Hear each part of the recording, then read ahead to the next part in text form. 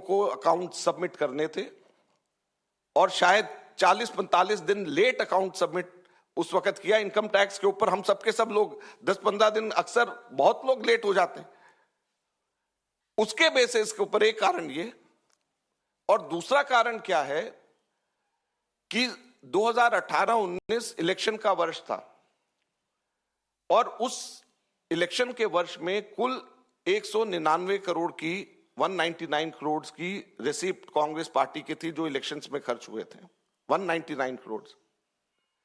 उसमें से सिर्फ 14,40,000 रुपया, सिर्फ 14,40,000 रुपया हमारे कांग्रेस के एमपीज और एमएलएज ने एक महीने की अपनी तनख्वाह कैश में जमा कराई थी। सिर्फ 14,40,000 रुपया, और सिर्फ 14,40,000 रुपया कैश में जमा कराया। इसकी वजह से 210 करोड़ का रिकवरी का पेनल्टी कांग्रेस के ऊपर लगा दी गई है, यह कारण है।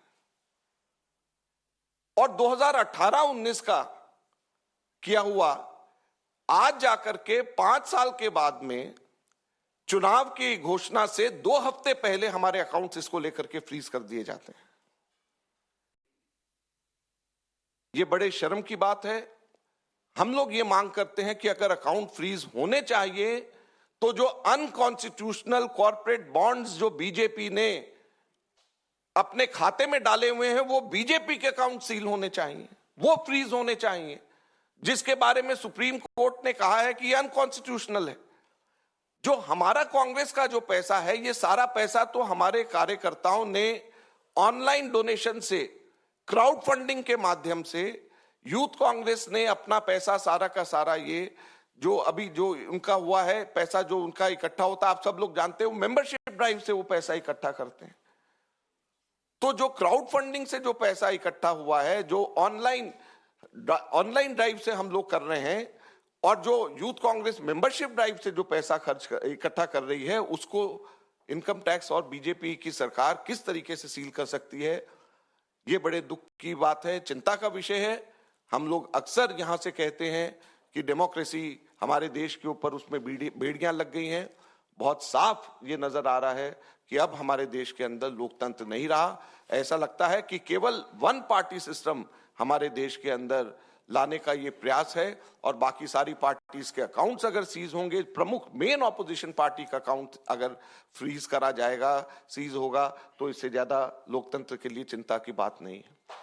हम लोगों ने इनकम टैक्स एपेलेट ट्रिब्यूनल में परसों ही अर्जी लगाई है, और अभी जब मैं आप लोगों के सामने बोल रहा हूं तो इनकम टैक्स एपेलेट ट्रिब्यूनल के पास में हमारी अर्जी पे सुनवाई हो रही है, और ये हम उम्मीद करते हैं कि हमारे देश की जुडिशरी इस लोकतंत्र की रक्षा करेगी।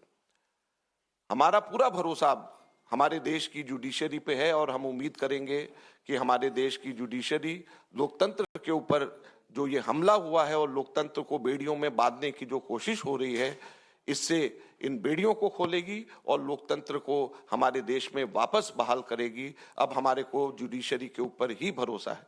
कांग्रेस पार्टी आगे आने वाले दिनों में सड़क पर उतर करके लोकतंत्र की रक्षा करने के लिए लड़ाई लड़ेगी।